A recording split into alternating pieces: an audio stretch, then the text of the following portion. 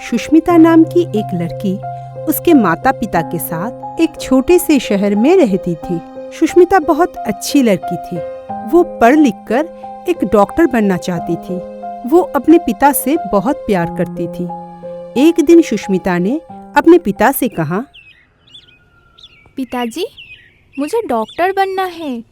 ठीक है बेटी, तुझे डॉक्टर बनना है तो तू डॉक्टर बन, लेकिन मेरा सपना था कि तुझे एक पुलिस ऑफिसर बनाऊंगा। तुम्हारा दिमाग तो ठीक है। हमारी एक ही बेटी है और तुम उसे पुलिस इंस्पेक्टर बनने के लिए बोल रहे हो। हाँ, बोल रहा हूँ, तो क्या हुआ? नहीं, हमारी बेटी पुलिस में नहीं जाएगी। अच्छा बाबा, ठीक है। तुम्हारी बेटी भी पुलिस नहीं बनना चाहती, वो डॉक्टर बनना चाहती है। हाँ, मेरी बेटी डॉक्टर ही बनेगी। हाँ, और पिताजी, मुझे स्कूल ख़त्म करके बड़े कॉलेज में एडमिशन लेना है। तू जैसा कहेगी बेटी। ये बोलकर अशोक बाहर निकल गया और जाते समय अशोक ने कहा, मुझे थोड़ा काम है, मैं थोड़ी देर बाद घर लौटूंगा। अशोक क्या काम करता है ये किसी को पता नहीं था, सविता को भी नहीं। इसके कुछ दिन बाद एक दिन अशोक ने सविता से कहा, सविता, मैं थोड़ा बाहर से होकर आता हूँ। इतनी रात को आप कहाँ जा रहे हैं? थोड़ा काम है, कुछ देर के बाद ही आ जाऊंगा। लेकिन इतनी रात को क्या काम है आपका?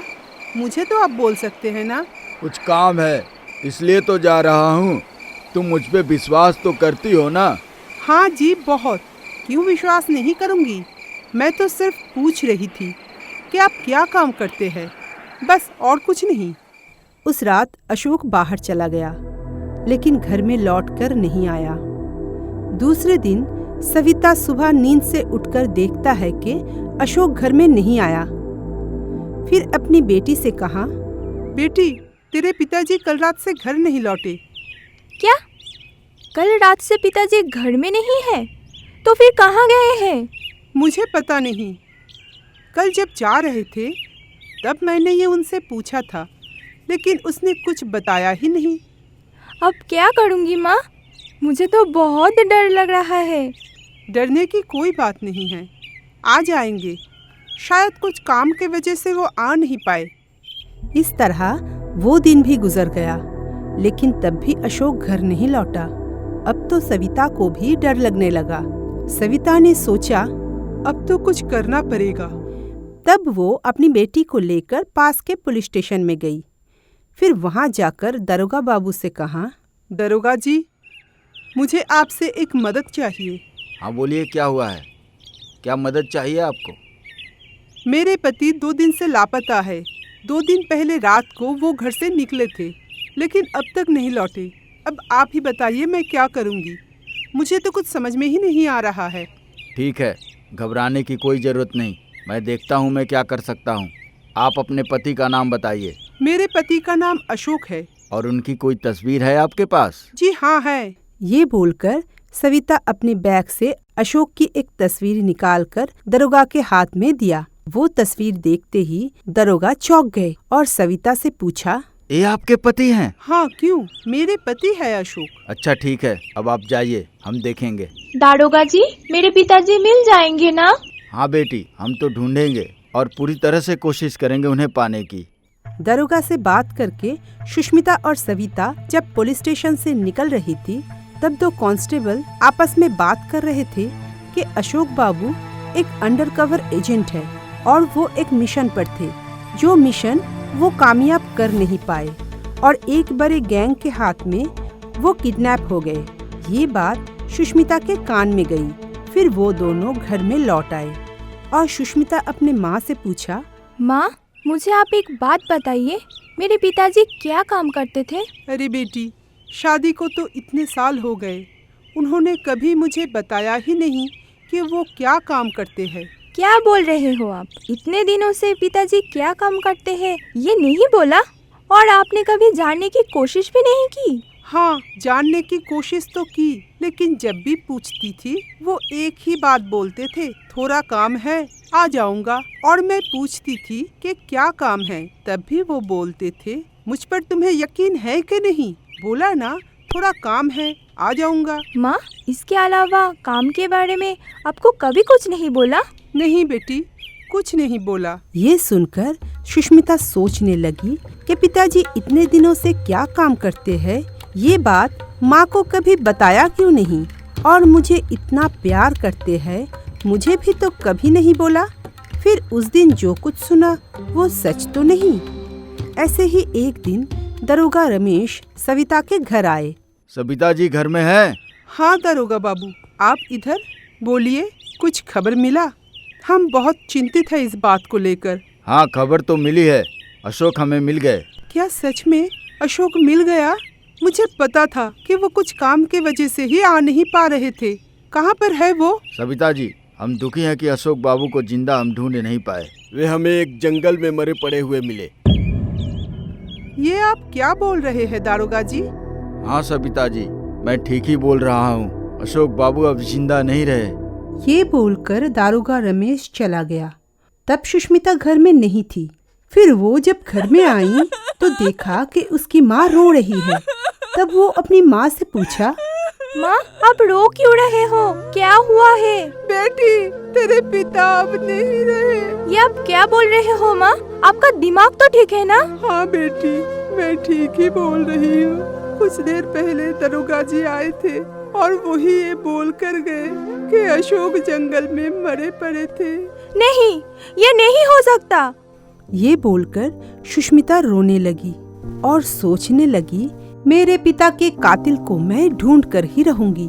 और वो खुद से वादा किया कि मेरे पिता जो मिशन नहीं पूरा कर पाए, मैं वो मिशन पूरा करके ही छोड़ूंगी, वो भी एक अंडरकवर एजेंट बनके। ऐसे ही कुछ दिनों के बाद सविता सुष्मिता से पूछा, बेटी, तेरी डॉक्टर बनने की पढ़ाई अब कैसे पूरा होगा? तू तो रोज सुबह निकल जाती है, कहाँ जाती है बेटी? माँ, मैं रोज सुबह निकल के काम पर जाती हूँ। क्या काम? तू क्या काम करने जाती है? माँ, मैं एक शॉप में सेलिंग का काम करती हूँ। इससे मुझे जो तनख्वाह मिलेगा उसी से मैं अपनी पढ़ाई की खर्चा उठाऊंगी, और ट्यूशन पढ़ाना तो है। लेकिन बेटी, तू इतना सब कैसे करेगी? एक साथ शॉप में काम करना, बच्चों को पढ़ाना, फिर अपनी पढ़ाई करना। हाँ माँ, मुझे करना पड़ेगा। और ऐसे ही सुष्मिता बहुत मेहनत करके अपना वादा पूरा किया, लेकिन वो बात किसी को पता नहीं था। और साथ ही साथ वो डॉक्टर भी बनी। वो बात सबको बताया और डॉक्टरी करने लगी। इधर अर्जुन नाम का एक लड़का अपने माँ रेखा के साथ उसी शहर में एक फ्लैट खरीद कर रहता था।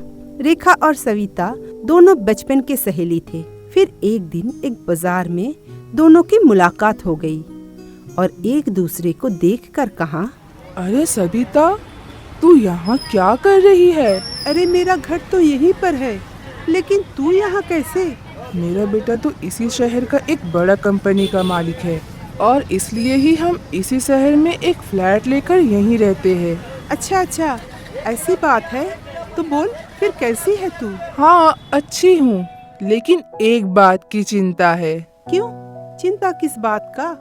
बेटा तो अच्छा खासा कमाता है। अरे बेटा अब बड़ा हो गया है, उसकी शादी भी तो करवानी पड़ेगी ना। हाँ, वो तो करवाना पड़ेगा।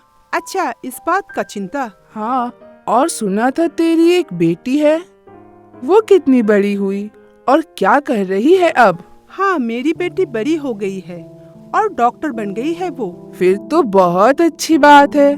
ये बोलकर रेखा ने सोचा, क्यों ना सविता की बेटी को ही मेरे घर की बहू बना लूं। लेकिन अर्जुन को और मुझे भी घर की बहू बाहर काम करने जाएगी ये पसंद नहीं। फिर भी डॉक्टर है, घर में भी कर सकती है। ये सोचकर रेखा सविता से कहा, सविता, मैं तुझे एक बात बोलूं, मेरे बेटे के साथ तेरी बेटी की शादी करवा दे तो हमारी ये दोस्ती रिश्तेदारी में बदल जाएगी। हाँ, ये बात तो तूने अच्छी कही है, और दोनों के ही पिता गुजर गए हैं, शादी तो करवानी होगी। ठीक है, तो मैं बात पक्की समझूं? हाँ। ऐसे ही कुछ दिनों के बाद सुष्मिता और अर्जुन की शादी हो गई और सुष्मिता को लेकर अर्जुन अपने घर चले आए और वो लोग अच्छे से रहने लगे। लेकिन सुष्मिता घर में रहकर भी अपना काम ठीक से ही कर रही थी। एक दिन रेखा सुष्मिता से कहती है, बहू, तुम पूरा दिन उस मशीन पर लगी रहती हो, उसमें क्या करती हो? सासू माँ, मैं वो हॉस्पिटल का पेशेंट की कुछ लिस्ट बना रही हूँ और मेडिसिन की भी लिस्ट बना रही हूँ। अच्छा ठीक है। अगले दिन सुबह अर्जुन सुष्मिता से कहा, सुष्मिता, रात को ऑफिस की पार्टी है, रेडी रहना।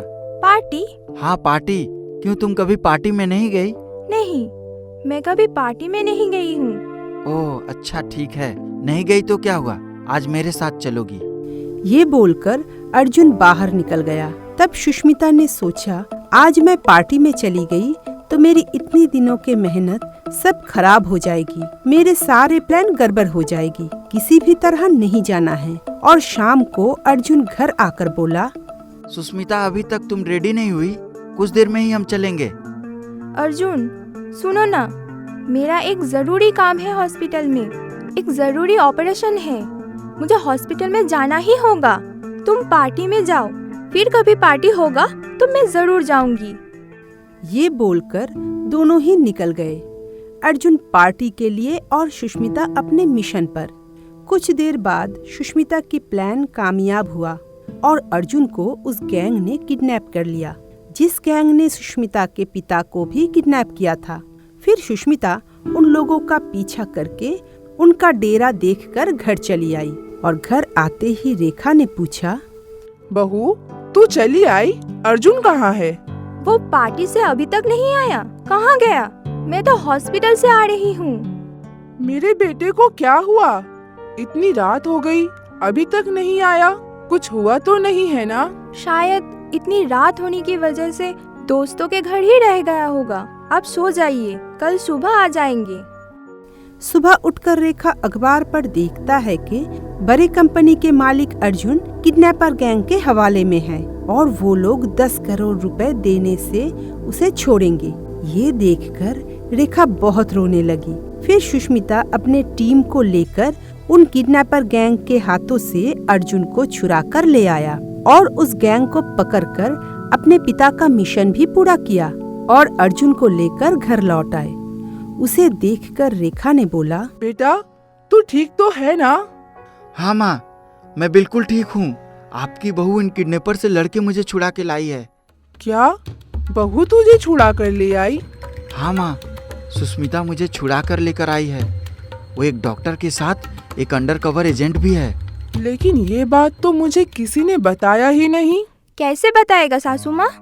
मैंने तो ये बात अपनी माँ को भी नहीं बताया। लेकिन ये काम मुझे पसंद नहीं।